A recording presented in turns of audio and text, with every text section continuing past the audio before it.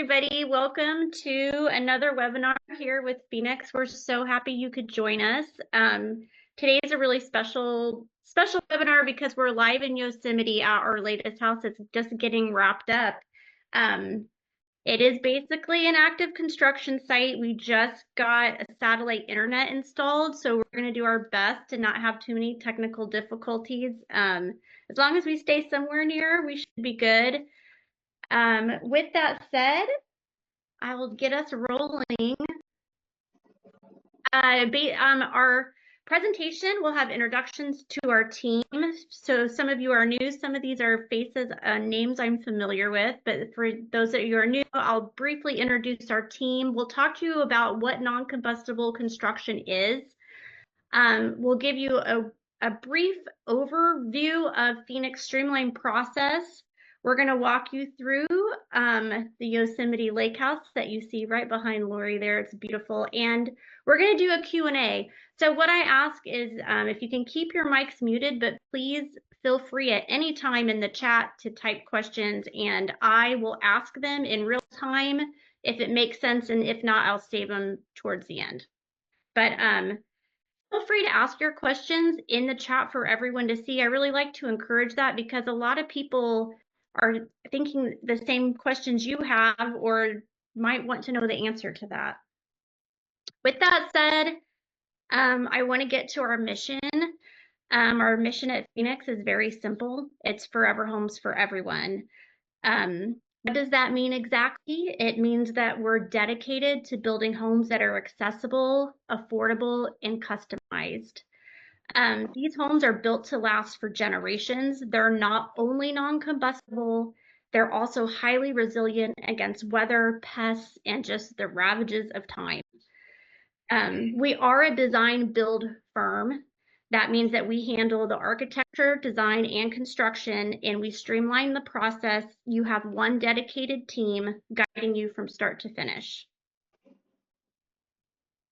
So our team, I'd like to just take a little bit of time to introduce you. First and foremost, Lori. She's our CEO and founder. She has 30 years of experience in architecture, design, and construction. She has a portfolio of stunning homes. She's been designing and building with ICF, the insulated concrete forms, since 2011. And I'm going to give her a little bit of time after this to talk more about founding PHNX and her backstory. I'm Sarah. I'm the Chief Operations Officer. I manage our streamline process in building our robust client care system to ensure that this is a seamless experience for everyone that builds with us. Kendrick Kettlehut is our senior home designer. She's here today. She'll get to talk to you a little bit about her design process. She has 20 years of award-winning design experience, including working at prestigious firms like Perkins and Will and Genster in Chicago. I hope I said those right. Adam Gill is our in-house plan checker. This is a really cool position that we have here. He is a certified building official. He's already reviewed and approved PHNX home plans. He knows our process inside and out, and he'll be looking over all the plans before they go to plan check. So we're going to get through that process quickly and easily. Last but not least, we have Andre Noel. He is, oh, there he is. Hi. He's our construction supervisor, quality control expert. He's fluent in French, Spanish, and English, and he is a perfectionist when it comes to building homes. So you'll be so happy to have him in your back pocket, in your corner. This is a great team of rock stars that I'm so proud to work with. Nearly a century of combined experience, and we're excited to put this experience to work for you if you decide to build a PHNX home. With that said, I'm going to hand it over to Lori so she can tell you a little bit about herself and then get us going into what all PHNX is, and then we'll get you inside that house checking it out. Thank you, Sarah. And thanks for that great introduction. And I really am proud of the team that we've assembled here. I mean, everybody is a rock star, and we really are dedicated to giving you really 5-star service, regardless of your budget.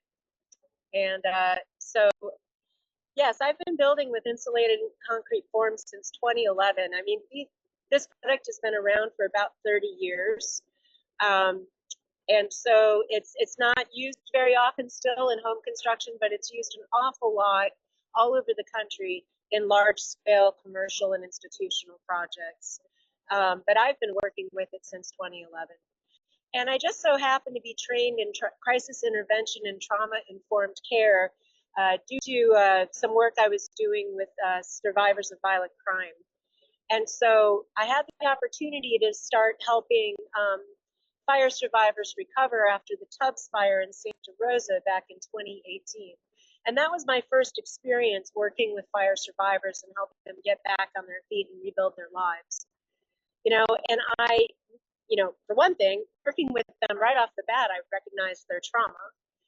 And I realized that we needed to come up with a better process that was easier to navigate and easier to follow. And so, and then just watching everything that it took so long. Budgets were crazy out of control. And, they were told one thing and then they'd have to wait 3 years to find out another thing. It was just more trauma on top of the trauma that you already experience when one loses their home. So I became determined and dedicated to solve this problem and find a better way. And that's what PHNX is. So we can go to the next slide.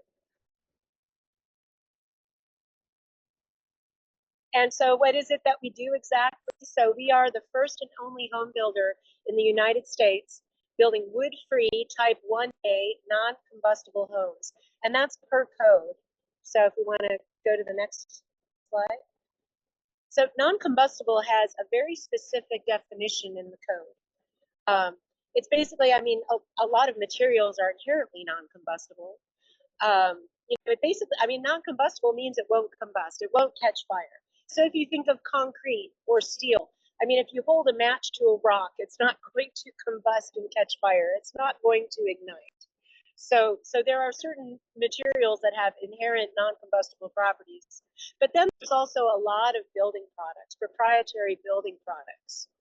And I'm sure that you guys are talking to a lot of product manufacturers right now, and a lot of them might be claiming that they are non-combustible.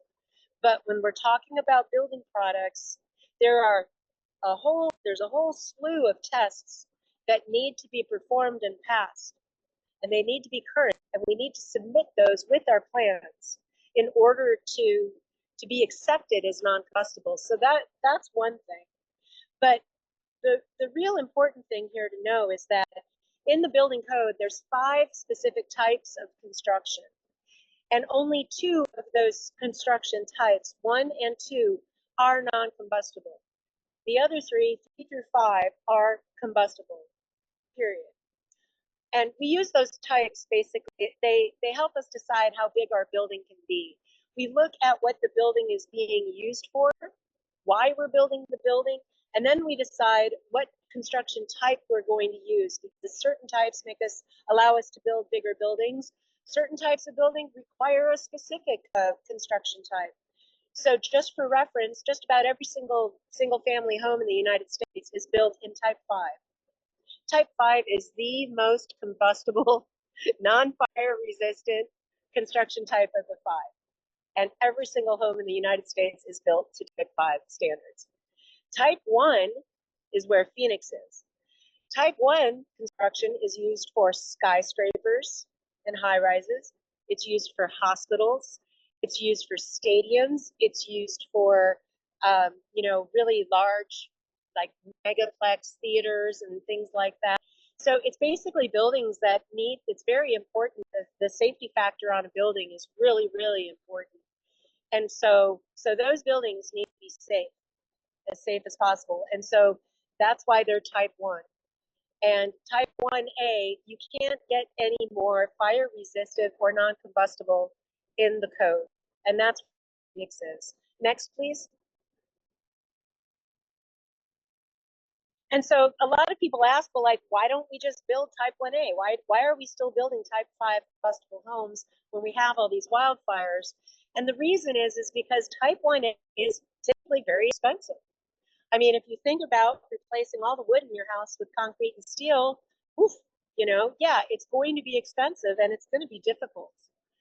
So when we set out to solve this problem with wildfires and wildfire rebuilds, I understood that type 1A we needed to find a way that was faster and easier and streamlined in order to be able to build these type 1A homes at the same cost or less than what we do currently.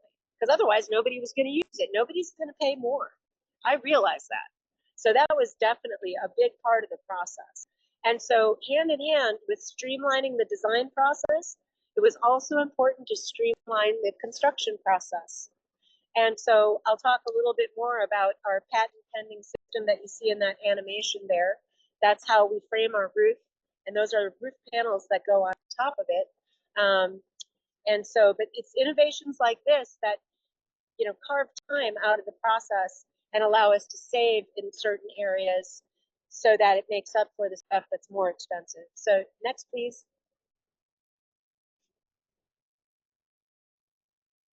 And so, as I was saying, our process is definitely faster to build. Here you'll see that the site was very difficult. And I like to say 8 to 10 months once we're out of the ground. We had, it depends what needs to happen on the site in order to get us out of the ground. For instance, at this site, it took us almost 2 months before we got out of the ground. So the 8 to 10 months is really from slab up. And you'll see in the timeline photos that we can live up to that. So next, please. And because the building code has always been concerned with saving lives, that's really what the building code is there for. The building code doesn't care if you lose your building. What they care about is what the building code cares about is saving lives. And so when we talk about type 1A, all of these things were designed in order to get people out safely if the building was on fire.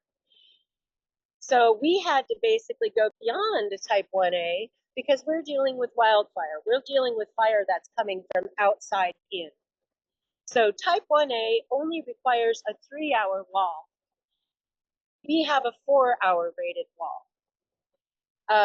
We also understand that roof vents and roof penetrations are the biggest vulnerability when it comes to wildfire. We don't have any roof vents. We don't have any roof penetrations.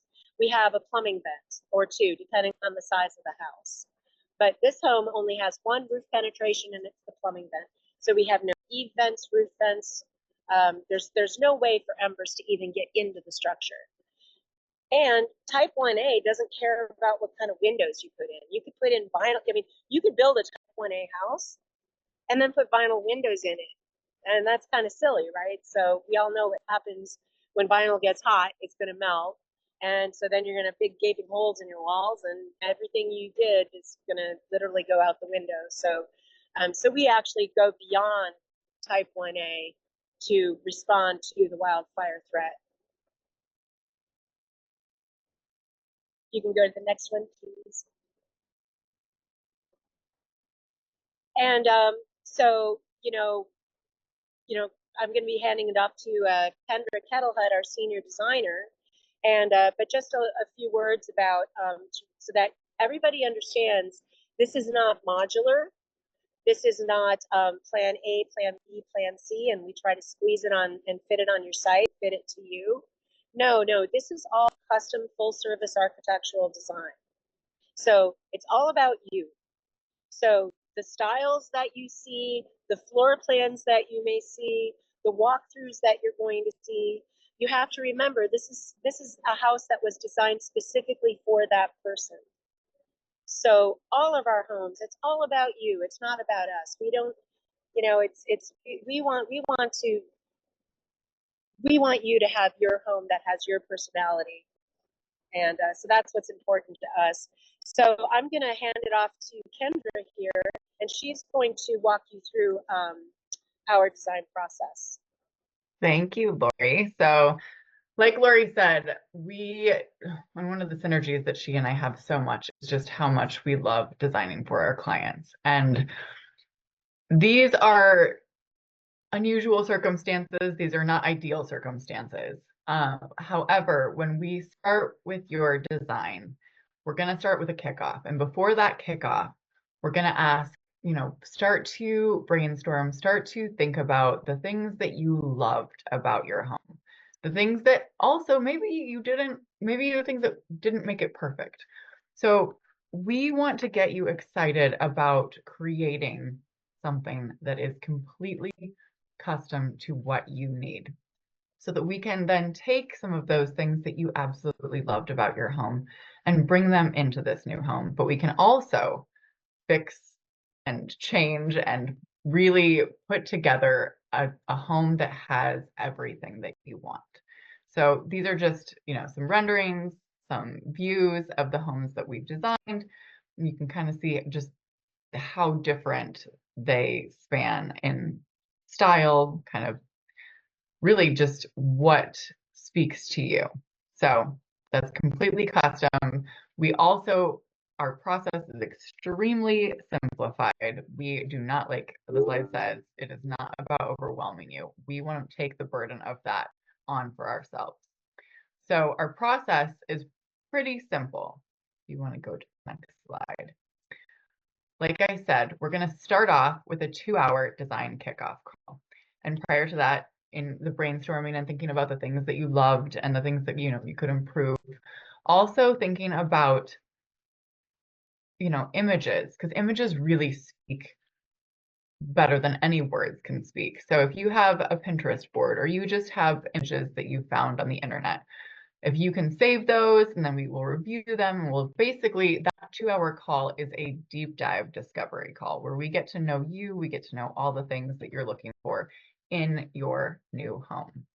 And so after that process, we will take the information, put together your first concept design. And in that concept design, we are going to have a whole house, your floor plans, 3D views. We'll be able to walk you around that house. We won't be at materials yet, but we'll be able to step you through and show you views throughout that whole house. And then we will take your feedback, discuss what's working, discuss what's not working, and then go back to the drawing board and make changes, corrections, and then review it with you again.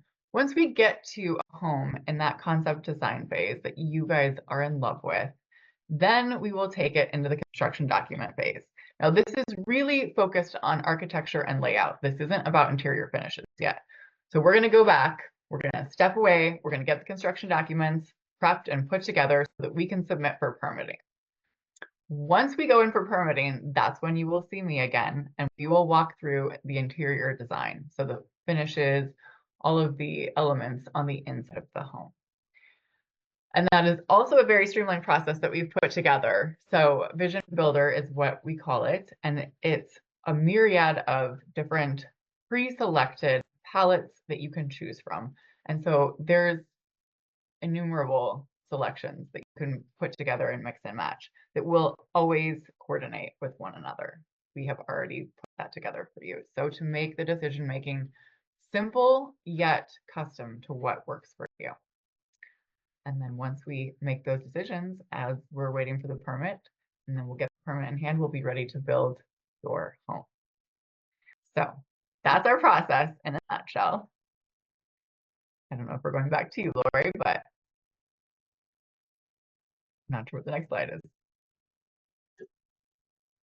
Yeah, so hello, back to me. So one of our biggest, I'd say, innovations is our groundbreaking alliance with Mercury Insurance.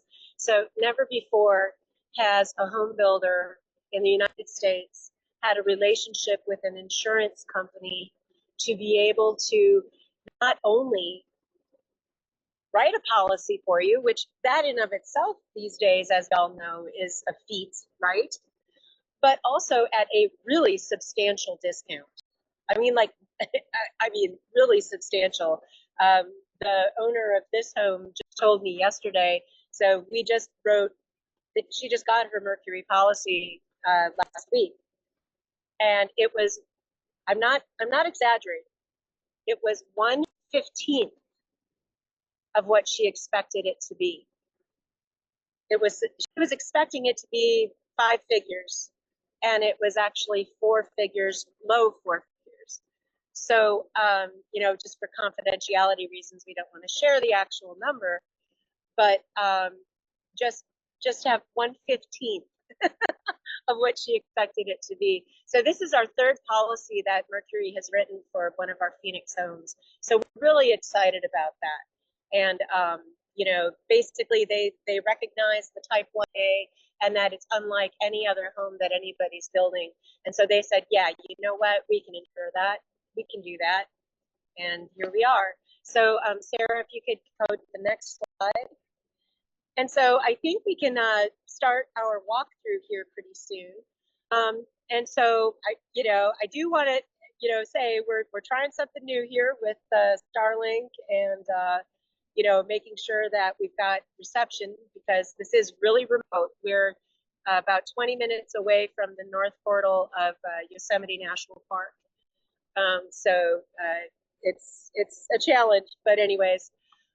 So here you can see, I really like this slide because in the middle is a photo of the house from, I think that was about a month and a half, 2 months ago. But the other images are all renderings. So, and these images were done back when we were designing, okay? So the client, like, look at those renderings and look what we have in reality. It's virtually identical. And and that's really important because we're not born with the ability to visualize imaginary 3-dimensional spaces. We architects and designers, we learn that in school, and then it takes us decades to hone that ability. So when I'm designing and when Kendra's designing, we can see that space in our heads. We know that when we're drawing a line on a piece of paper on the computer, we know what that space is going to look like. But most people don't. So it's really important for us to do these 3-dimensional renderings so that you can actually see the project before you say yes. And we are also working on providing a platform for anyone who signs up with us to build their home. You'll be able to access your model yourself. Go online, access your model yourself, and walk around it yourself. You'll be able to walk into a closet. You'll be able to walk into a bathroom, walk into the kitchen, and really get a good idea of what that space is going to look like. So we don't have that in place yet, but that's one of the other innovations that we're working on as well. Next slide, Sarah, please. And so here we're going to go through a little timeline. So as I said, we broke ground in late April last year. And as you can see, it's a challenge. It's about a 45-degree slope. And there is a lot of rock. And it's hard rock. I have some really great videos. The excavator actually had to buy a new sniggle tooth for his digger.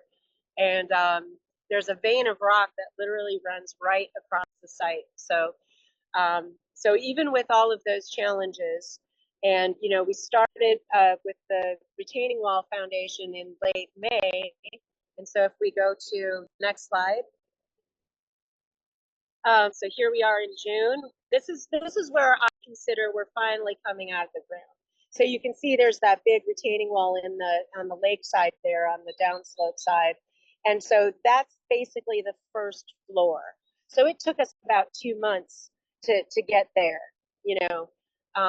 So this was in June. So next slide. So July, we're working on those lower level walls. And by August, we have the walls poured, and that is the framing for the floor already in August. This is, 4 months after we broke ground. So next slide. And that's our Phoenix long span system, by the way. So in September, we've got the concrete pour on the deck. In October, we've got the upper level walls nearly complete. Go to the next slide. In November, we framed the roof. Again, that's our PHNX long span system. So you'll see it's exactly the same system for the floor and the roof.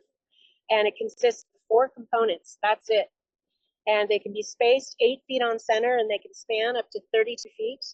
And so that's how we can frame a floor or frame a roof in one day. We have the crane there. It's mechanical bolts that connect everything together, and then we're done. This was November. And so next slide. So here we are in December. So basically we're closed up. We've got our windows installed, or we've got our roof on. You can see we've got our HVAC in. We've already started the steel ceiling framing. And so what we'll see when we walk through here too, this is part of the PHNX innovation, because we can frame the roof in one day, and then we can roof it in one day. So those panels that we use, they are all weather insulated panels. It's 5 inches of rigid foam in a 22 gauge steel sandwich. And so those panels span the entire slope of the roof, and they get laid down on our long span joists, and then they click together. Click, click, click, and they get sealed and crimped, and then we're done. So that is the sheathing, the insulation, and the roofing all in one. And we can do that in one day. So you can imagine the time and money that's saved.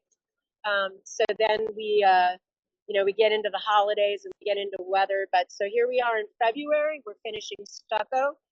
We use a 2-coat synthetic stucco that goes right on the foam on the insulated concrete form. So there's no lath, there's no paper. So we're eliminating more inspections there as well, saving more time. So next slide. Here we are last month, looking good. And so you can see we've got pretty much the final grade in. So that's the driveway coming down there. And you'll see on the roof, we still don't have our fascia trim on there yet. But and there we are right now. That's where we're at. We've got our solar panels on, and we've got our battery backup installed in a mechanical room in the basement. So it's a super clean install. So we don't have any of that junky, the inverter and all of that stuff on the exterior of the building. That's all inside. And so I think we're ready to go ahead and do the walkthrough, aren't we, Sarah? Is that the last slide? Yep, that's it. Okay, all right. So you guys, this is where things get interesting. So what I'm going to do is I'm going to switch to my phone, and we're going to hope that the connection works all the way to the front of the house, because I'm back here on the deck. So I'm going to switch, and we're going to walk to the front, and Andre Noel is going to be my cameraman. And so let's see if this works. Okay, so all right. So is everybody seeing this? Mm-hmm. Okay, great. Perfect. So this is the view from the deck. And so here we are, but we'll walk back out to the front. And I'm not going to go too far because I don't want to lose the connection. And so hand that over to Andre. Don't go too far up. Okay. Okay, but yeah, we don't want to lose connection. Okay. Are we still good, Sarah? Yes. Yep. Yeah, I think it's freezing up. Sarah. Okay. Okay. All right. So here we are in the entry. We've got our gorgeous Sierra Pacific windows. You can see we do have the trim up now, and that trim is custom designed by Phil Goyette of M&M Sheet Metal, and it's roof a really clean line, and we're just super happy with that. You can see our stucco here, really nice stucco job, very smooth stucco. I know a lot of people like that smooth stucco. Maybe let's come inside so we don't lose the connection. And so here, I'd like to show you this too. So the client decided that on the doors, they wanted a little more traditional taste. So we put some grids. Any window, we can do arched windows. So I know that this home is a very contemporary looking home, but if you want something that's a little more traditional, we can do that. And we don't have to do stucco. We can do stone, we can do brick, we can do siding, we can do anything you want. It's basically your budget.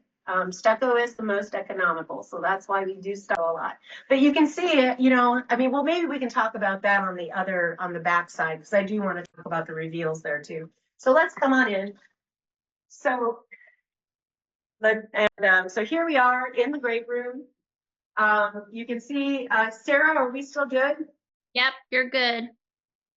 Okay, so you can see the high volumes of the ceiling here. This is basically a 45-foot long space, and there's no bearing walls in here whatsoever.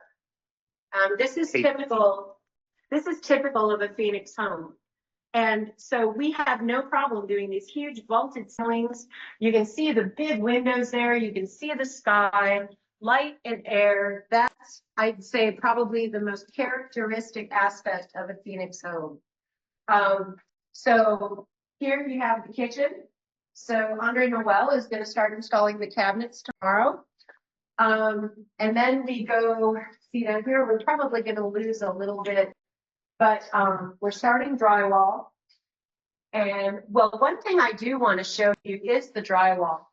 So you can see that even though we're screwing on the ICF, you can't tell the difference. You don't know that there's not a framed wall behind there. It's really exactly the same. So I don't know if we can walk back here. Probably gonna. Sarah, let me know if You're good. lose. Is it getting frozen? You're okay so far. So far, so good. Okay, well let's. Okay, one thing I also want to show is our mineral wool. This is fire rated mineral wool that is used for sound isolation. And we put that in all of our bathrooms. Okay, that's really important too. So the thing to remember about a Phoenix home is that it's super quiet. So if you're used to yelling at your kids from upstairs or downstairs, you're probably not going to be able to do that. You're gonna have to like actually go up or down the stairs because it's a very insulated, quiet home. Lori, is it difficult to hang pictures or TVs? Not at all, not at all. So, okay, yeah, I was walking backwards. No, not at all. So look at that wall over here. So this is the great room, okay? That's going to be our TV wall. And so what we've got in the ICF, okay? Well, first off, you know, we cut slots in the foam, and that's where the wiring goes in. And that's how we set our boxes in the foam. And then we've got these furring strips here. It says box blocks on it, right? And so these are high density plastic strips that are actually wind up being embedded in the concrete. So they have a pull strength of 80 pounds. You put a screw in here, a drywall screw in here, it takes 80 pounds to pull it out. So we can definitely mount a TV to the wall here, no problem, no problem. Now, if you're afraid and you think you need more than that, then what you do is, you know, we can always remove some of the foam. Like, you know, I think, can we see down there? So this is the beginnings of our floating stair, our view rail stair system. And so those members that are installed right now, those are going to support the landing. And so actually, I can, Andrea, why don't you stand up on it? Yeah. So I can show everybody. Oops, okay, sorry you guys. All right, go ahead. So do you want to stand on it? There you go.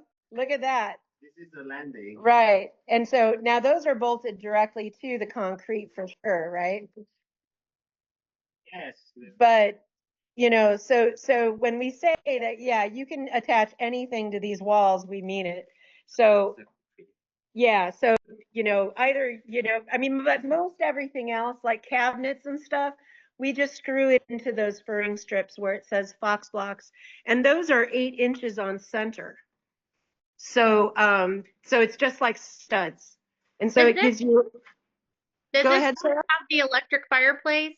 Is there a fireplace here? That got value engineered out. Okay. It was going to go over here. And so, and that word that you guys are probably going to learn too, is value engineering. And we're actually working on putting together some client testimonials. I've got, you know, I'm doing some interviews with some former clients and some former LCFA clients, my previous practice. And, you know, so the owner of this home, you know, in the interview that we did with her, she, you know, she talks about the early design phase. And, you know, it was like 3 weeks in. And see, this is another advantage of Phoenix, is that we have this streamlined process that's also really dialed into the project cost because it's so systematized, because we build these homes using the same parts and pieces. Every single home is designed the same. So the predictability is very good. And so we can assess cost right off the bat. As we're designing in the very first phases of design, we are able to see that cost tick up, tick down. We have a very good handle on it. So if we're designing and all of a sudden we run into something where it's like, I think we're going to have some budget troubles. We talk about it. And we talk about it right away. We talk about it before. With anyone else that you hire to build your home, you're not going to know how much your house costs until you have your permit and you're getting quotes.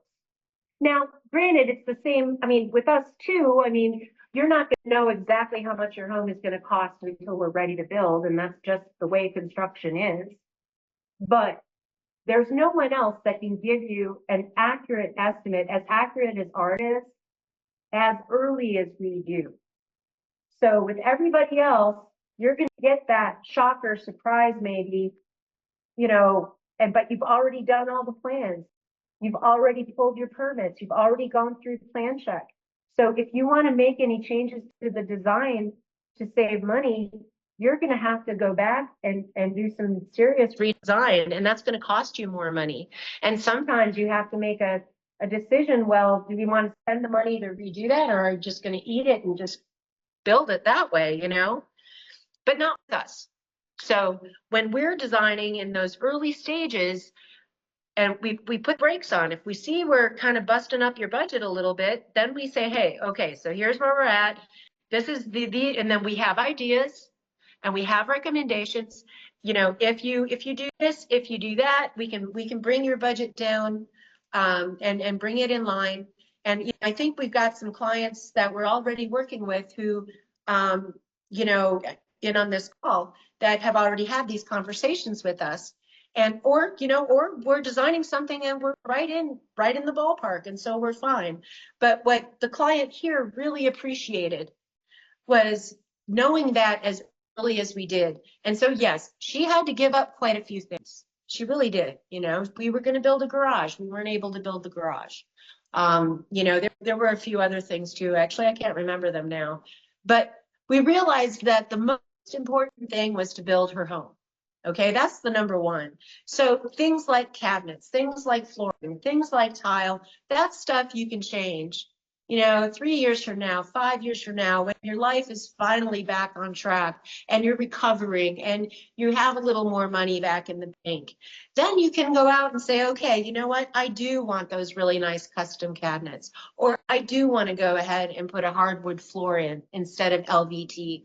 Or, you know, the important thing is to get your home. You know, let's get you in your home, you know. And then I think, so it is too bad that I can't take you downstairs because it's just the signal. Just don't hold up. What? from up here, no, you can show a little bit. Well, you could show a little. Yeah, I can try, but Yeah. I A don't couple know. of questions Yeah, about. I think we should just take some questions. yeah. Okay. These are two questions, but they're in the same vein. One is, Okay. you talk about external waterproofing, especially near the base.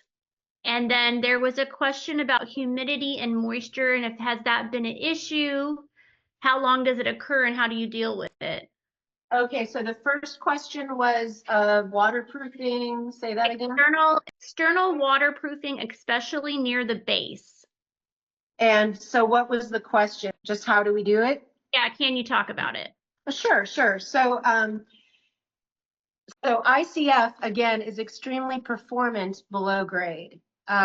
So unlike concrete block, concrete block is very porous, and you have the grout joints, and so it has to be sealed, and all these layers of waterproofing need to be put on, and you're still going to have to be careful of that water infiltration. If you're going to do cast in place concrete walls, when they crack, and they will crack, then you're going to get that water infiltration through the cast in place concrete. Now with ICF, we've got 2 5/8 inch of EPS foam on either side. Oh yeah, I forgot. We actually have our little mini block here, so you can see. And so we put. So the thing is that the EPS foam in and of itself is water resistant. It's water resistant already. And then so the waterproofing is just as simple as the stucco. So we just put like a liquid applied waterproof membrane right on the foam. And then we put a drain mat. We adhere a drain mat to that liquid waterproofing.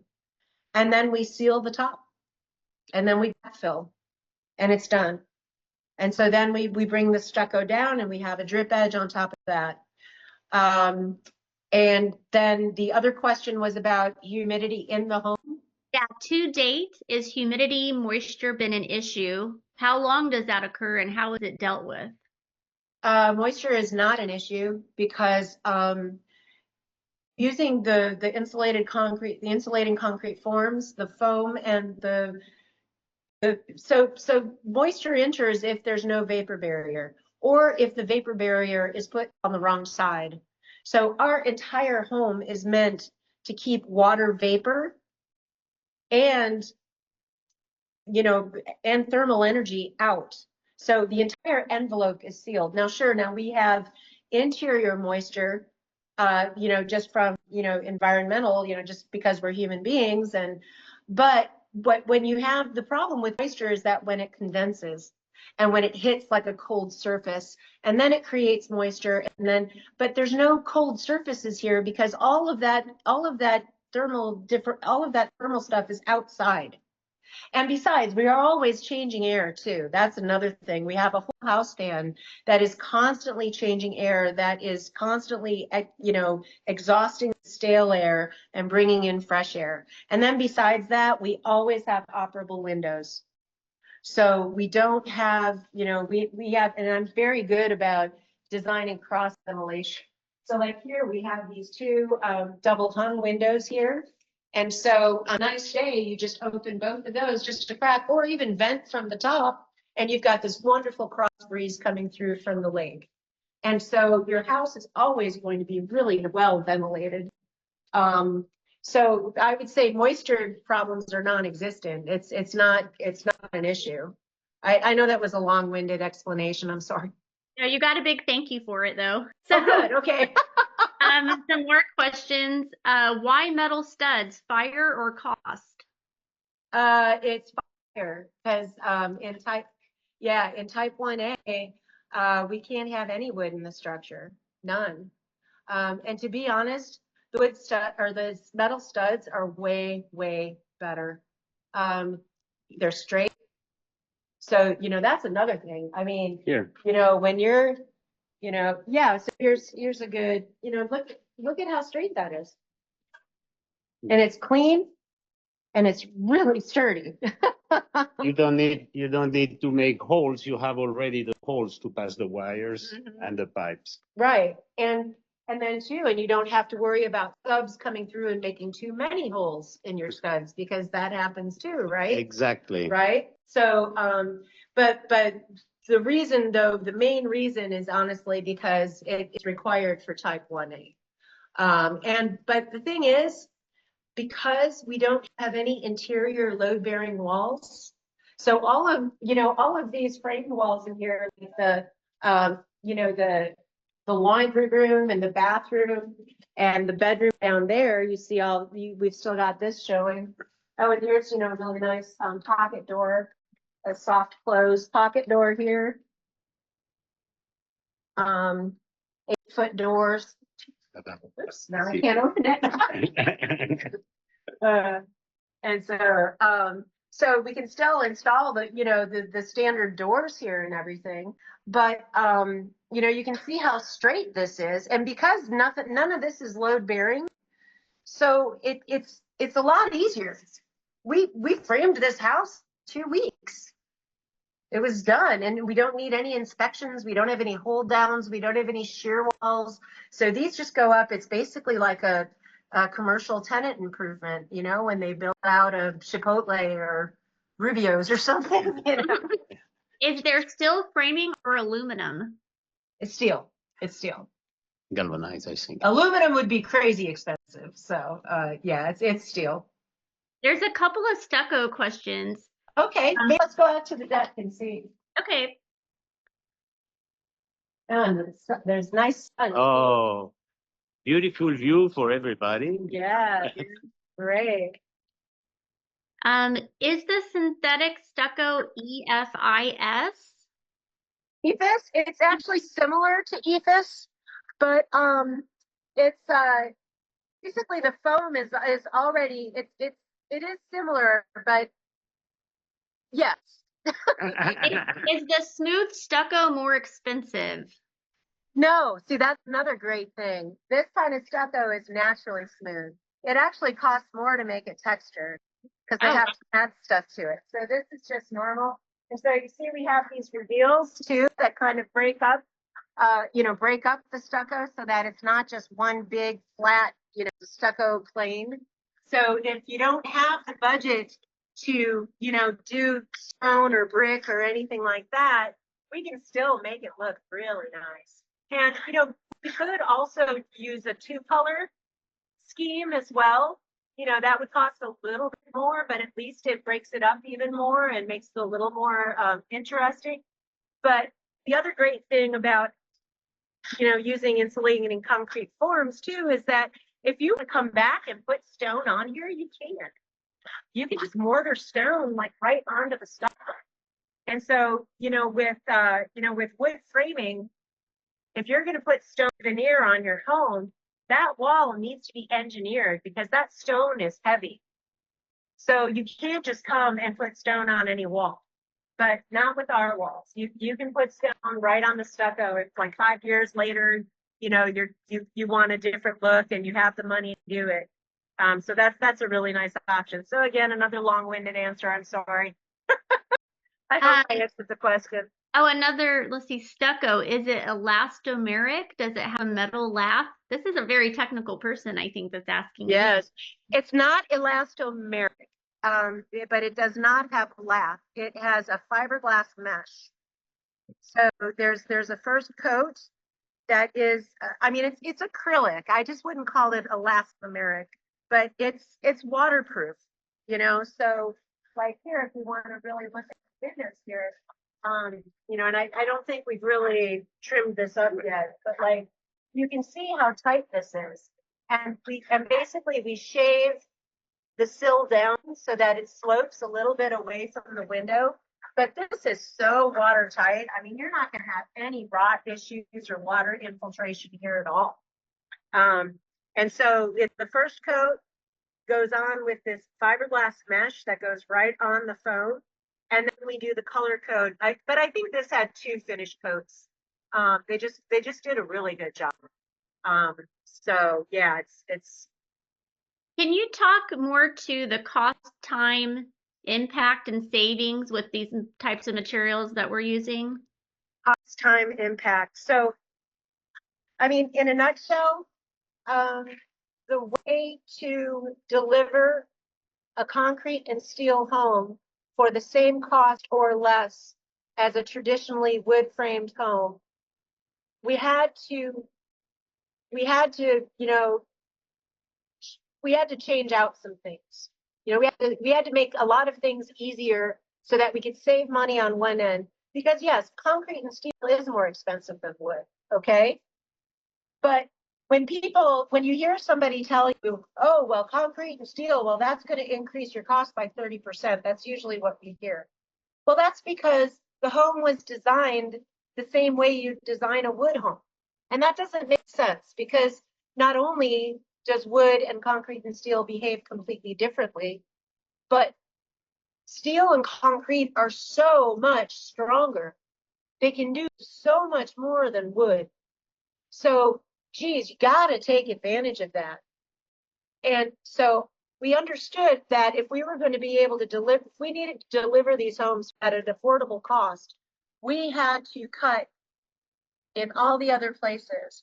And so that's why only our only load-bearing walls are the exterior insulating concrete form walls.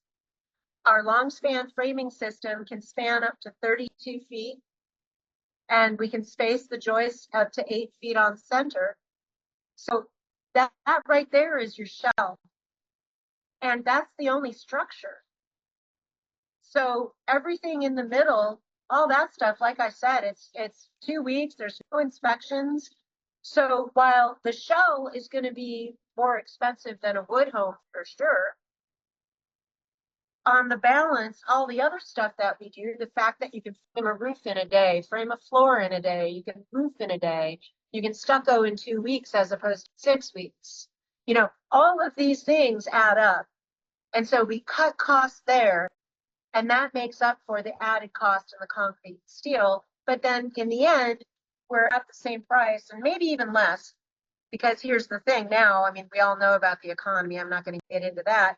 But when you start out with materials that burn, then you have to spend all of this money to try to make them not burn. So all of this home hardening stuff that people are talking about, like if you want to go to a composite cladding, if you want to put rigid insulation on the exterior of your building and then use some kind of non-combustible cladding on top of that, you're going to get really expensive. And the design and the detailing that goes along with it, it's very complicated. It's what I had to do up in Santa Rosa. And here, why don't we just start with materials that don't burn in the first place? So that's another place where we are going to save a huge amount of money. We're building it with the fundamental materials that we're using to build this home don't burn. So, you know, we don't have to spend all of this money to make wood not be wood. Lori, can you go inside and show us the roof again and tell us how many roof slants that is? How many roof slants? Slants is the term they used, but they probably mean something else. Oh, what you mean counting the Panels? I'm not sure. They is said, it the roof slope? Did they want to know Okay. what slope this is? they said how many roof slants that is. Maybe different, like how many different roof planes you have? Okay. Yeah. We just have two. We just have two. I don't know if that's a question, but Yeah, that sounds right. I think that's what they're getting at. Last slant. Okay. Yeah, it's Clarifying. what we call an offset gable. So you know, the one thing that we can't do is a traditional gable roof like this. Because it's the way the long span system works. I'm not saying we'll never get there. You know, we are constantly innovating at Phoenix. That's part of our MO. That's part of this you know, new dynamic that we've created, this new philosophy about how we go about making buildings. And so Phoenix is constantly innovating our process, but we can only do a couple innovations at a time. So we figured out how to do this. And so we can do a shed roof or we can do an offset gable, but we can't do this yet. And we can't do like a hip roof, you know, the more complicated framing, we've still got a ways to go before we can figure out how to do that.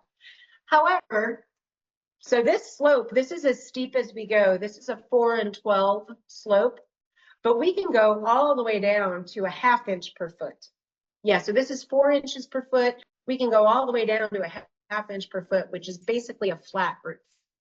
And now I know that we have some people in the audience today who you know, want something a little more traditional. And, you know, it's basically like the offset gable, if you're looking at it from, you know, this house is designed so that you see that offset right at the entry, okay? But if you're going to look at the house from this side, where we have the solar panels, you know, on top of this roof here, if you're going to be over there looking at it, all you're going to see is this, which is the same thing that you see with a gable roof. You know, you're not going to really notice the difference that there's not another roof on the other side. So could you add another roof over the roof, like a Spanish tile? No, we can't do that, unfortunately. Have you ever added fire shutters on windows? No, I mean, there's nothing keeping us from doing that. The windows they do have an inner tempered pane, and they are non-combustible from the exterior. So as long as your windows are shut, you're not going to have any ember intrusion through the window. The exterior pane is just regular glass, and then the interior pane is tempered. So if you, I mean, it would take super high temperature, burning like 5 feet away from your window for like 2 or 3 hours to get that glass to shatter. And so if it did, that inner pane, the tempered pane, would not shatter. That's why we have that tempered pane on the interior. And the exterior, the windows, as you saw, they're aluminum clad, so they're non-combustible from the exterior. So, I mean, if you wanted more peace of mind with those fire shutters, we absolutely could do it. It's absolutely not a problem. You know, it's probably it would be a big budget item. And so I would just say, you know, I think that it might be overkill, but it's you know, it's up to that individual. If they have it in their budget and that's what we want, of course we can do it. Can you show the interior windows? What do they look like, and how do you keep them clean? How do you mean washing the windows? Yeah. Like, you mean like these big windows? I'm not sure. How does the interior window still look like? How would you keep it clean? Well, outside, all we have to do is hose them down. The window sill, the window seals. I guess they want to see what the window seals look like. Oh, well, basically, I mean, again, this isn't finished yet. Yeah, it's not finished. Yeah, and but maybe we can go in the hallway, because I think at least we've got some drywall. Not yet, no, not yet even. No. Not yet done. Not yet, okay. So we don't do fancy trim. I mean, we can if that's something that you really want, but trim adds cost. And, you know, frankly, even before Phoenix, I never used trim because I just think it looks nicer. I just do a simple drywall return that dead ends into the window frame. And so it's very clean. I mean, it's, you know, keeping it clean. I mean, it's just housework, which I know we all love, but there's no real special anything, you know, there's nothing different about these windows than any other windows, really. Is the foam polymer foam like they use on the space shuttle? It's a good question. It's a good question, and I have no idea. Like the coolers. Let's see. What about potential risks like material shortages? How can we mitigate a mid-project crisis? are any material shortages at risk? Well, number one, since the materials that we use are not typically used in residential construction, I mean, at least for structure, obviously the drywall, once we get to the drywall and flooring and cabinets and appliances and, things like that, that's when, things might get a little complicated. But as far as the structural elements, nobody's building houses like this. So, we draw our materials and labor really from the commercial side of construction. So we're going to definitely have an advantage. And I know that already, like Palisades, they're talking about building a concrete plant in Palisades somewhere. And I'll tell you, we were talking about that, right after the fires, like 2 weeks after the fires, we were already in conversations with logistics people. Because we're like, if we're going to build 20 or 30 homes a year, why don't we just see where we can put a concrete plant and, make sure that we have access to concrete. We have one-to-one relationships with all of our manufacturers. Fox blocks we buy direct, and they have a manufacturer in Phoenix, Arizona. So we're going to get our blocks directly drop shipped on the site from Phoenix, Arizona. Our roof panels are made in Vacaville, so not very far. So we get those delivered. Our Phoenix launch fan system is fabricated in San Diego. So that'll come up on its own. The Sierra Pacific windows, those are made in Redding, California. And again, these are all one-to-one relationships.